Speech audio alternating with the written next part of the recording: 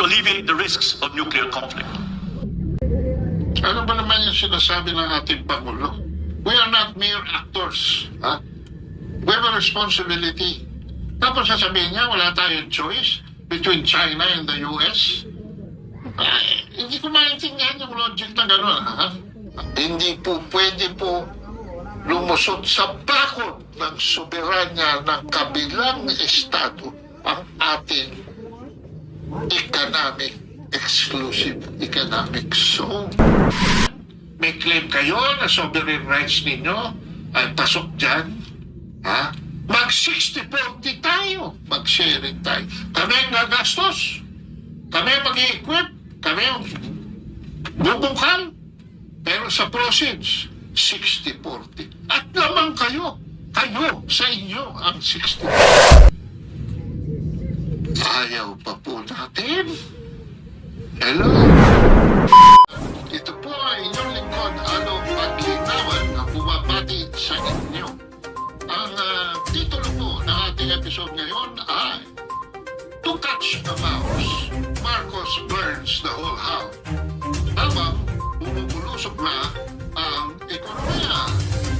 Maraming magsasabi na masyado namang malakas ang dating mo, Mr. Paglinawan, laban kay Marcos. Pero alam niyo po, aking personal policy, mga kabansa, is one of critical collaboration and constructive criticism. Ito po ang slide na gusto kong ibahagi sa inyo. Ako po ay isang Marcos loyalist. 1969 pa po. Pakita natin ang slide. Ayan, kabansa. 1969 pa po, yan po yung re-election campaign ni Presidente Marcos. Alam po niyo, siya ay unang nahalal noong 1965. At tumakbo siya for re-election in 1969. At ako po ay nandyan na bilang the chairman of the youth campaign for the Marcos re-election in 1969. Yun lamang po ang mga nauna sa akin ay yung mga katulad na nandun na noong 1965. Pero by 1969, nandiyan na po ako. At fast forward, 2016, sa pagtakbo ng kanyang anak bilang Vice Presidente, nandiyan na rin po ako. Ito po yung nilaunch namin na kampanya na under the First Lady. Diyan po sa Congress. Mismo kami nagpunta. At ayan po ang pruweba. Ako po ay nakaupo sa kaliwa ng ating butihing First Lady. At doon siya naman ay tumakbo bilang Pangulo, si Bongbong Marcos nanalo, at dito po tayo sa victory party ng Kilusang Bagong Lipunan. At nakikita nyo naman dyan, kasama ko pa si Rita Gadi Baltasar. So don't get me wrong, I'm a Marcos loyalist. I campaigned hard for Marcos for Vice President Junior. I campaigned hard for him to make him president. Kaya sumasama ho ang loob ko pagka mayroong kakulangan sa bayan ang ating Pangulo at dahil lamang sa mga tao nakapaligid sa kanya mga non-performing buffoons, no? Na kung ano pinagsasabi, pero wala pang naipapakitang gilas. 2 taon na po, wala pang accomplishments. Ito na, at the end of July, meron na naman State of the Nation address. Anong mangyayari dyan? Anong achievement ang mangyayari dyan?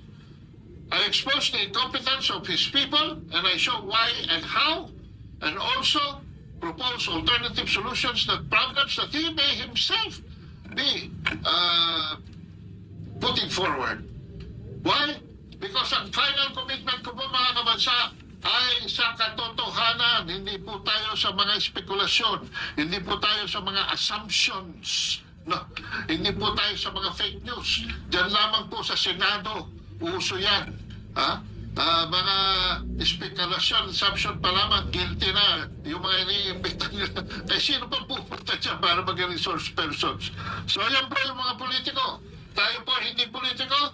Tayo ay sa katotohanan lamang. At ito po ang subject ng ating babatikusin ngayong araw na ito. No? Analyze it. Ito po tape ng Shangri-La Dialogue ng ating Pangulo sa Singapore. Play the video. And an understanding of how international law governs the peaceful settlement of disputes. Amidst misleading narratives that seek to discredit international legal procedures, there is a need to reaffirm that those modalities are an expression of good faith. They are a service to the progressive development and codification of international law. They are never an unfriendly act. Ladies and gentlemen, the past inspires the needed clarity and foresight to confront the challenges of the present and to build a future to which we all aspire. From the achievements of San Francisco, Bangkok, Manila, we as a region draw our abiding compass.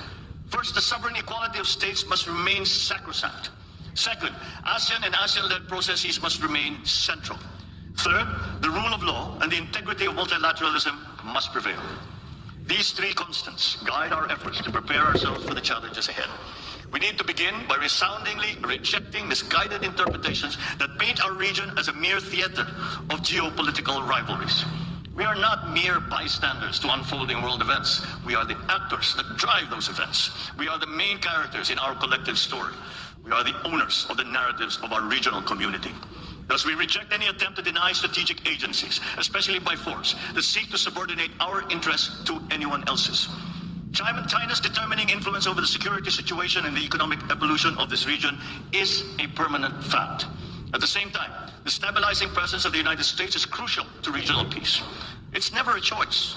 Both countries are important. The continued stability of this region requires China and the United States to manage that rivalry in a responsible manner.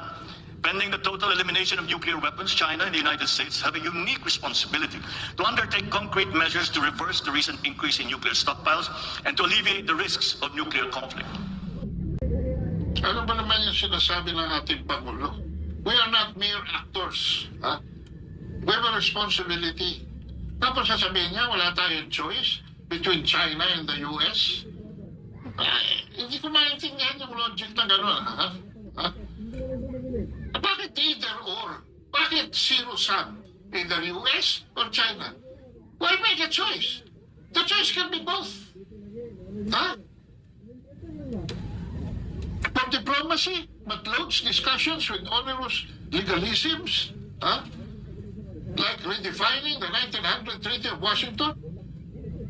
For order in the region, but unilaterally carving a West Philippine Sea inside the South China Sea. For international law, but based on the rule-based order of the United States, ignores the effective control of China in the vast waters, after ignoring historic rights claims of China. For peace, but shams orderly cooperation and even fires Admiral Carlos for doing operational arrangements with the Chinese embassy para walang gulo yung regular supply mission natin sa BRP Sierra Madre dyan sa Ayungin Shoal, huh? And engages in endless disputations in the South China Sea against China. Is that diplomacy? For nuclear non-proliferation but allows the deployment of the Typhoon missile system in a local EDCA site of the U.S. Ano ba yan? For ASEAN centrality, but pokes Quad, AUKUS, Tokyo triad in the faces of our neighboring countries. Aba, isang estudyante lamang sa De La Salle ang nag-lecture sa presidente. Alam niyo sabi ni John Paul Saldarriaga sa kanyang sulat sa Manila Times? Marcos said, involving non-claimant states in the South China Sea does not violate ASEAN principles. Hello!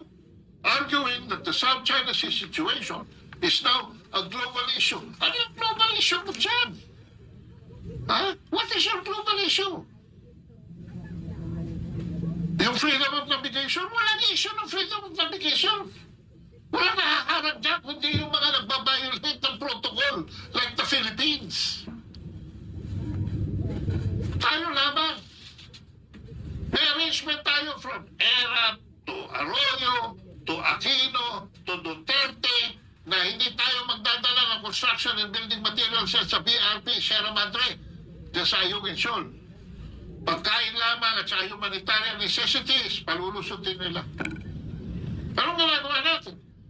Tapos pag tayo ay naharang, dahil na remote sensing nila na may dala tayong kalukuhan, China pa ang aggressive, China pa ang irresponsible.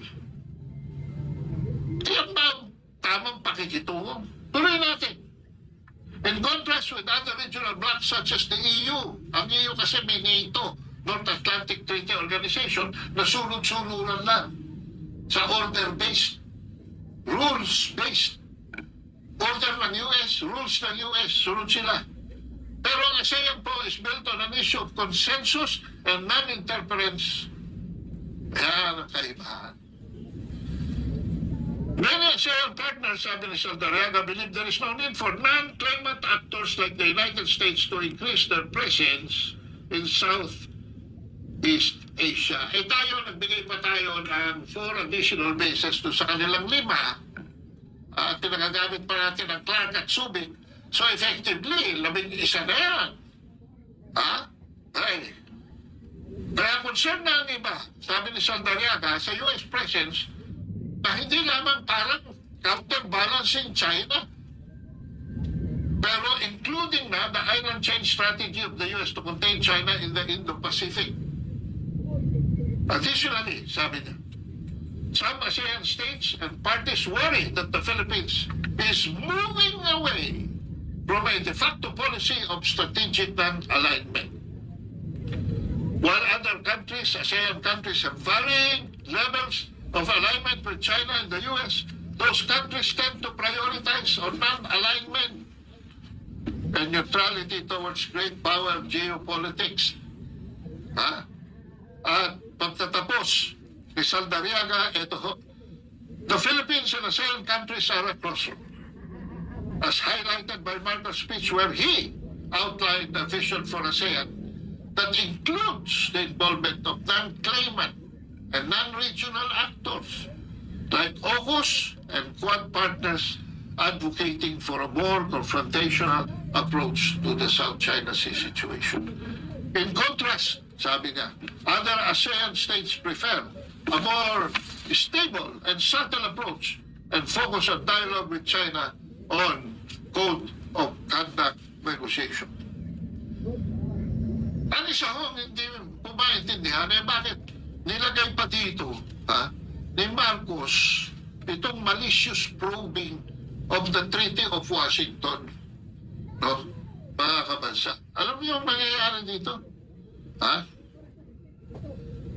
Sabi niya, when we established our Commonwealth in 1935, we put together a constitution that defined our territory in accordance with international treaties that became the basis of our archipelagic unity. Bansa. There's no question about that. But when he added that the Treaty of Washington clarified that the extent of the sovereignty in our patrimony transcends the line set by international powers, the President was already improvising. Mga kabansa. Dahil, alam niyo, itong Treaty of Paris at saka Treaty of Washington, ito ho ay purchase. Yung Treaty of Paris, 20 million. Yung Treaty of Washington, $100,000. Alright? So yung talakiang rectangular na makikita nyo rito sa mapang ito, sa kanan. Yan po ang Treaty of Paris na isinama pati yung mga tubig na engulf in between the islands. No? At medyo nakukulob ng island na gano'n. Alright? Pero may mga naiwan ho katulad ng Cagayan de Sulu at saka Cebu and their dependencies, yung mga maliliit na isla. Kaya yan, particularly, ay itinagdag mga kabansa sa Treaty of Paris. So that's the second treaty, yung sa Washington, merely adds to the particulars that were left out by the very first Treaty of Paris. And the two treaties was a real estate transaction. Hindi ho ba sa real estate transaction, merong bill of particulars. Mukhang nagpapalusot ang ating Pangulo rito dahil may plano siya na nabulungan yata nitong si Carpio, mga kabansa, at tuwa naman si Carpio ay biglang dinubuhay ni Carpio itong Velarde map kung saan nakapaikot dito sa ating slide, mga kabansa, yung pula, yun ang panakot na tinawag ng mga Pilipinong palatag, na tinawag ng mga Espanyol na Baho de Masinloc, na tinawag ng mga Britanya na Scarborough Shoal. No? So yan, mga kabansa, ang gusto nila, pasanting, ika nga, sa wikang Kapampangan, pasanting. Pero, pasantong ang nangyari dahil doon sa ilalim nakalagay Borny. Borny. At dito pinalalabas ni Carpio na nasakop ng Pilipinas yung panakot. Nasakop ng, hindi ng Pilipinas, kundi na Espanya yung panakot, kaya nasakop din, in the same thread of launching, nasakop din dapat yung Borny. Sinong Borny sinasabi mo dyan? Nilagyan pa ng mga, ang ibig sabihin ba, dahil nilagyan niya ng mga Espanyol ng Monte de San Pedro, ay nasakop din yan ng mga, nasakop din yan ng mga Espanyol. Anong Borny? Ang alam ko dyan yung Taba. Dati yan sa Sultanato, pero ngayon under the sovereignty of Malaysia. Yung Sarawak, alam ko yan. Binigay ng Sultanate yan doon sa Indonesia. At yung the rest of Kalimantan, alam mo, kabuuan ng Borny ay Indonesia. So, gumagawa ba tayo ng gulo with Indonesia? At ang masakit dito, pati yung mga patay, dinamay pa nito si Carpio sa kanyang kaululan. Dahil, alam mo sabi niya, to prove himself right, Antonio Carpio recklessly accused his professor, the late Joaquin Bernas, noted constitutionalist, and one of the nation's greatest legal minds, together with other legal luminaries like Estelito Mendoza and Jose Ponce Enrile, to be wrong about the genesis of the Philippine territorial claims was at as late as 1978 lamang. So ano pinalalabas itong si Pinocchio na humahaba na ang elongated na ho. Ayan, nakikita ninyo. Bili na kayo ng coffee table book ko tungkol sa Velarde map. Hindi. 5,000 ho yata isa niyan. Di pa budol kayo.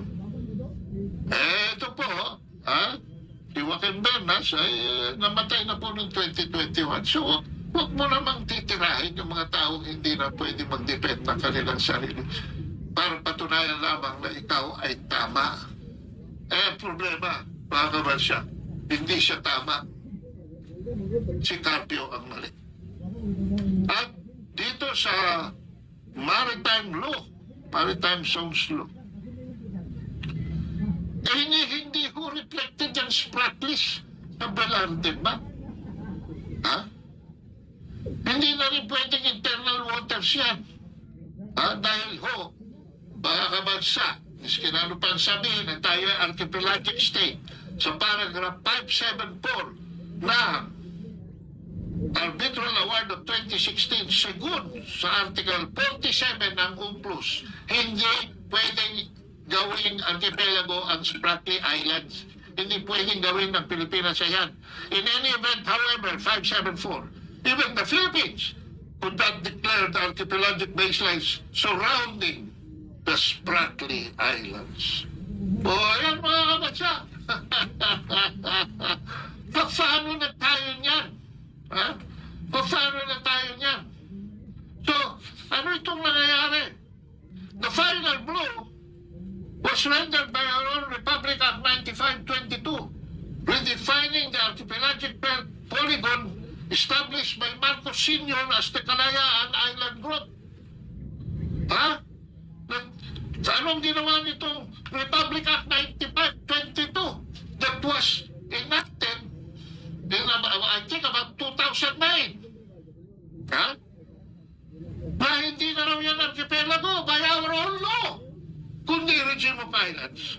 Ang problema, mga kabatsa, ni-reject din ng arbitral ruling na pinagmamalaki nila na yan ay regime of islands dahil yan daw ay hindi pwede mga isla kundi mga bato-bato. Rocks. Wala hong provision ng UNCLOS sa regime of rocks. Rehime ng mga bato-bato. Question ho yan ng mga distinguished lawyers led by UP Dean Merlin Magallona. Pinitisyon sa Supreme Court to declare Republic Act 95-22 unconstitutional. Ha? Pero, mga kabansa, ha? Itong 95-22, makikita niyo dyan, ha? Yung dark blue, nagpapakita ng baselines natin. Yung dark blue.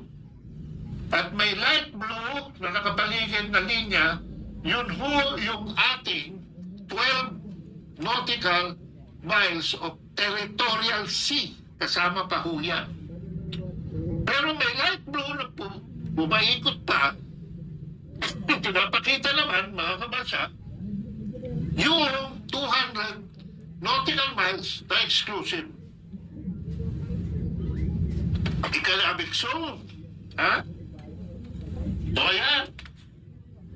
Pinalaki ang exclusive economic zone at the expense of our sovereign territory. Now, may asymmetry po ang sovereignty at sovereign rights. Sovereignty is acquiring what is under the sea through the seabed and everything above the waters and aerospace above them. Pero sovereign rights is only to harnessing what is under the sea for a country's economic benefit while the surface of the water remains to be international and the aerospace above it. Ayan ang problema. Dahil ang sovereign rights na pinalawak nila rito does not involve ownership. Kaya mismo si Bongbong Marcos, nalilito. Akala niya lahat ng maritime zones ay pag-aari natin. Hindi po natin pag-aari ang 200 nautical miles exclusive economic zone. In fact, kung merong may may-ari niyan, hindi pwede po lumusot ang ating sovereign rights sa kabilang sovereignty. Hindi po pwede po lumusot sa bakod ng soberanya ng kabilang estado ang ating exclusive economic zone. Ha? Isa lamang. Kaya nga bilateral negotiations. Kung bubuksan ng may-ari ang gate at pintuan at bigyan tayo ng access, we can both enjoy. Kaya nga pinakita ng China doon sa 60-40 sharing sa oil and gas dyan sa Ridgebank na okay, may claim kami na amin yan. May claim kayo na sovereign rights ninyo ay pasok dyan. Ha? Mag 60-40 tayo. Mag-sharing tayo. Kami ang gagastos. Kami mag-i-equip. Kami ang bubungkal. Pero sa proceeds, 60-40. At lamang kayo. Kayo, sa inyo, ang 60. Ayaw pa po natin. Hello? Saan tayo kukuha ng pambungkal dyan? Binungkal natin yung Malampaya. 10% nakalagay para sa Pilipinas. Pero sa katunayan, 7% lang po. Bakit? Dahil hindi ho natin pinagbabayad ng buwis yung mga Amerikano at Britanya at mga oligarko dyan sa Malampaya. Dito sa 60-40, pag-aari yan ng sambayan ng Pilipino. Pag-aari yan ng Republika ng Pilipinas. So, dinala po ng mga abogado led by Merlin Magallona the Supreme Court. Aba, natalo po sila sa Supreme Court. Kaya baka effectively, dahil sa pagkatalong yan, ay nawalan tayo ng 140,000 square kilometers of sovereignty over the treaty limits. Nahati na. Ha? Ay naging pag-aari na, pero nauwi sa karapatan lamang. And about 70,000 square kilometers doon sa dinismantle nilang Kalayaan Polygon. So, the Supreme Court ruled 95-22 is not unconstitutional. Yung decision po ay nasa GR 187-167. Hulaan po ninyo, mga kabansa, kung sino ang ponente ng Supreme Court ruling na yun. Si Antonio Carpio. Ha? Isa lamang ang strategy ni Carpio laban sa China. Legalismo. Ha?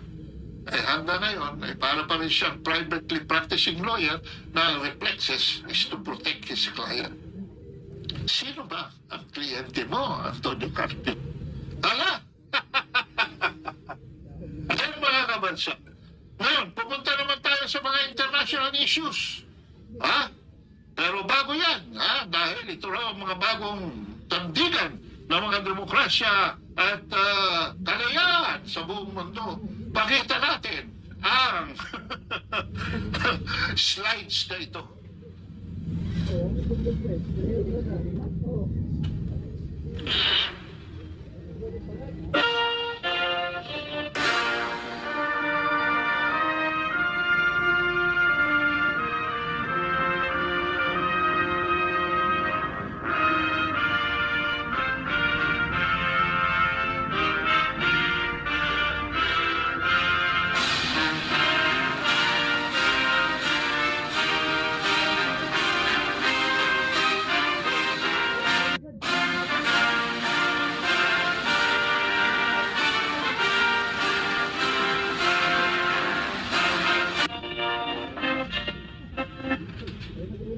Ayan mga kabansa, ang pinag-uusapan ngayon sa Washington DC, sa isang forum, an online media briefing sa U.S. National Press Club in Washington DC, sponsored by the Schiller Institute, mga kabansa, at feature dito, mga kabansa, tatlong retired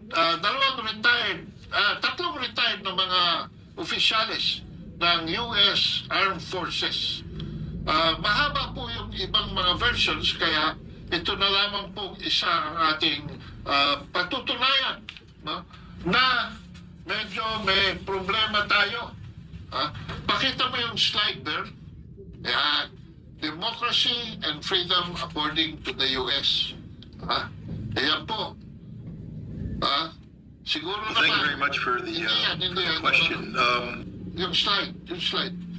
Slide 12. Sorry po. Yan, mga kabansa. Alam ko na alam niyo na hindi ganyan ang ayos ng Ukraine noon. Pero yan na ho ang Ukraine ngayon. At dahil magkaibigan na si Zelensky at si Marcos, baka ho tayo ang sumunod dyan. So, ito lamang ay isang warning, mga kabansa, sa ating mga Pilipino. At sana naman ay magkaroon nito ng lasting impression sa inyo. Dahil hindi po Pilipino at hindi masasabi na pro-China at hindi masasabi na Chinese spy at hindi masasabi na Chinese parrot ang nagsasabi nito. Kundi isang tanyag na former U.S. Marine Corps intelligence officer whose service over the 20-year plus career includes tours of duty in the former Soviet Union, implementing arms control agreements, and serving on the staff of U.S. General Norman Schwarzkopf during the Gulf War, and later as chief weapons inspector with the United Nations in Iraq from 1991 to 1998. Bibigyan po tayo niya ng choice kung ano talaga ang gusto nating mangyari. At patutunayan niya ng Estados Unidos ay hindi kaibigan ng Republika ng Pilipinas. Let's play the video of Scott Ritter. For the question. Just so you know, I have a little bit of background in the Philippines. In 1986, I was deployed there as a platoon commander to reinforce the Subic garrison after the fall of the Marcos regime. There was concern about the New People's Army, so I have a warm spot in my heart for the Philippines. Let's build upon what Colonel Wilkerson had said earlier. The United States is incapable of fighting a sustained conflict against a peer-level force. The United States cannot fight and engage China and win. We will not beat the Chinese. We cannot beat the Chinese, and we know this, and yet we're using the Philippines to create the conditions of potential conflict with the Chinese. Please understand that for the Filipino people, this is a recipe for disaster. You think America is your friend. So too did the Ukrainian people, and they are dying by the hundreds of thousands. Friends don't let friends die in those quantities. The Ukrainians have been displaced by the tens of millions. Friends don't let friends have their cities destroyed in this manner. Friends don't let friends have families separated, have mothers and children destined to a life of refugee status in perpetual poverty. That's not how friends behave. America has never been the friend of the Ukrainians, and we are not the friends of the Filipinos. We don't like you. If we did like you, we wouldn't be doing this to you.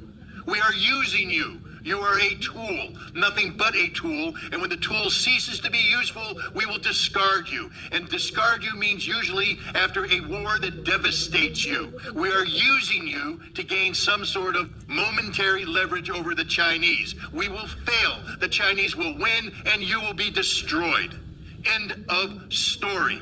It's high time the Filipino people pressure their government to start sitting down and engaging the Chinese government responsibly. China is not your enemy. China is your neighbor. China is your friend. China doesn't want war. And if you would engage China in diplomacy, and as we've all indicated here, America has long since lost the skill set necessary to carry out diplomacy, but the Filipinos and the Philippine people can reignite this, to relearn it, to use this skill to prevent a war. But if you continue to behave as colonial subjects, and I know that's a sore subject in the Philippines, because you were the colonial subjects of America.